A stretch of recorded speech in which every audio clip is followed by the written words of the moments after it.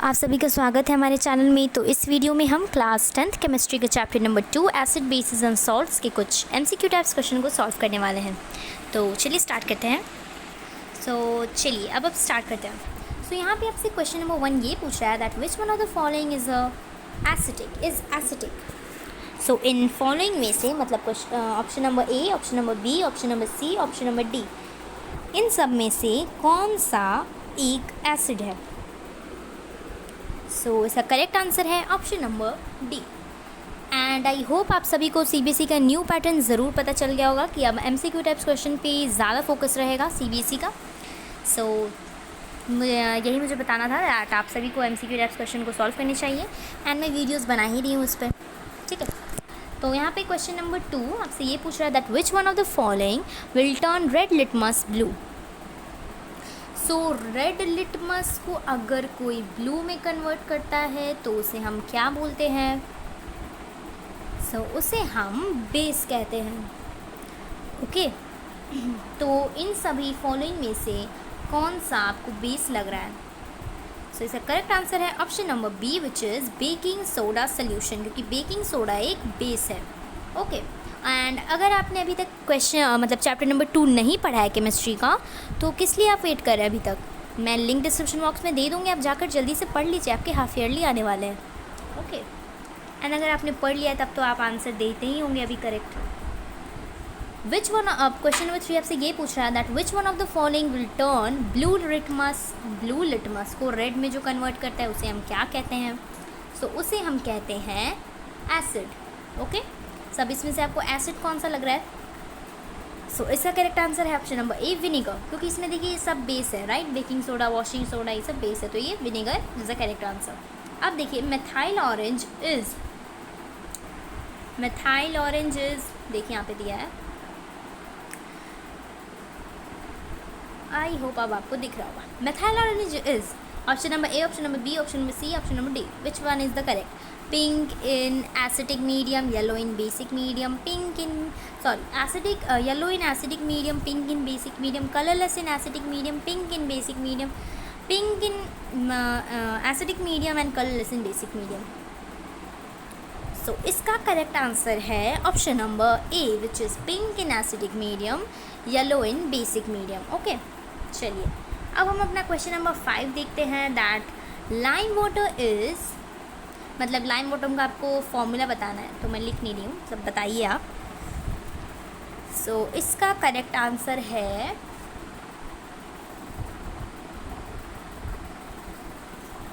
Option number B. अब आप मुझे लाइम वाटर का दूसरा जो एक और इसका एक नाम है, आप मुझे वो बताएंगे कमेंट में, ओके। अगर आपको याद है तो, नहीं याद है तो बुक खोल के बताइएगा, पर बताइएगा, ओके। अब हम देखेंगे question number 6 that the nature of calcium phosphate is present in tooth animal is. Basic होता है या एसिडिक होता है, न्यूट्रल होता है या क्या होता है, आपको ये बताना है। इसका करेक्ट आंसर है option number A which is basic होता है, ठीक है। चलिए अब हम अपना 7th क्वेश्चन देखते हैं। क्वेश्चन नंबर 7 आपसे ये पूछ रहा है that which one of the following salt has no water of crystallisation. इसके करेक्ट आंसर है option number C which is baking soda, okay. अब हम देखेंगे question number 8 the function of quick lime को भी कुछ कहते हैं, आपको ये पता होना चाहिए। Quick lime is soda lime, the function of quick lime in soda lime mixture is to absorb या increase या take part in reaction with NaOH या increase the pH of soda lime, ठीक है। ये सब आपको बताना है, या increase the efficiency of soda lime या absorb moisture present in lime soda, ठीक है। and quick lime को क्या कहते हैं आपको ये सोच लेना चाहिए, ठीक है। क्वेश्चन नंबर 8 का करेक्ट आंसर है option number A absorb moisture present in soda lime, okay. अब हम देखेंगे अपना question number 9 which is the pH of a solution of HCl is 4। This shows that the molarity of the solution is. आपको मैं थोड़ा इसके लिए समय दे सकती हूँ। इसका करेक्ट आंसर है ऑप्शन नंबर ए 4.0 m। ओके, अब हम अपना नेक्स्ट क्वेश्चन देखेंगे विच इज़ क्वेश्चन नंबर 10। आपको हो सकता है कि ये वाला क्वेश्चन जो हो थोड़ा डिफ़िकल्ट लग रहा हो, बट क्या कर सकते हैं, प्रैक्टिस तो करना पड़ेगा, राइट। अब हम देखेंगे question number 10। The difference of molecules of water in gypsum and POP is option number C 3/2। Okay, अब हम देखेंगे अपना 11th question that which one of the following does not forms an acetic salt. So आप यहाँ पे 4 options आपको दिख रहे होंगे, जल्दी से आप मुझे आंसर बताइए।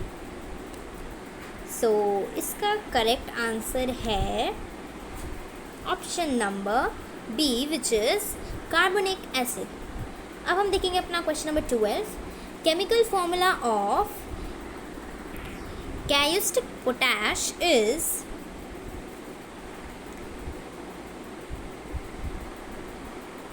Option number D KOH। Okay, अब हम देखेंगे अपना क्वेश्चन नंबर 13। सो क्वेश्चन नंबर 13, आई होप आप सबको दिख रहा हो that which among the following represent the chemical formula of plaster of Paris. तो ये भी बहुत इंपॉर्टेंट फॉर्मूला है, इसका फॉर्मूला आपको याद होना चाहिए, ठीक है। सो इसका करेक्ट आंसर है option number B CaSO4 half, यहाँ पे देखिए पॉइंट भी दिया है, ठीक है, मतलब इनटू हाफ H2O। ओके, अब हम देखेंगे क्वेश्चन नंबर 14। क्वेश्चन नंबर 14 आपसे ये पूछ रहा है that which one of the following salt will dissolve in water to form an alkaline solution. So इसका करेक्ट आंसर है option number A which is potassium carbonate. Okay, अब हम देखेंगे अपना क्वेश्चन नंबर 15। क्वेश्चन नंबर 15 आपका last question है। सो question number 15 आपसे ये पूछ रहा है that copper sulphate crystals when heated strongly lose their water crystallisation to give anhydrous copper sulfate accompanied by a change in color from। So question number 15 का correct answer है option number B which is blue to white. Okay, आपको यहाँ पे blue देख कर बहुत सारा doubt हो रहा होगा, बट मैं आपको बता दूँ दैट इसका करेक्ट ऑप्शन है option number B which is blue to white. Okay, so यही था आपका आज का MCQ विच इज़ मतलब चैप्टर 2 का हमने कंप्लीट कर लिया है। अब चैप्टर 3 का भी मैं जल्दी लाऊंगी। सो आज के लिए इतना ही, and thank you for watching my video, and please like and subscribe our channel.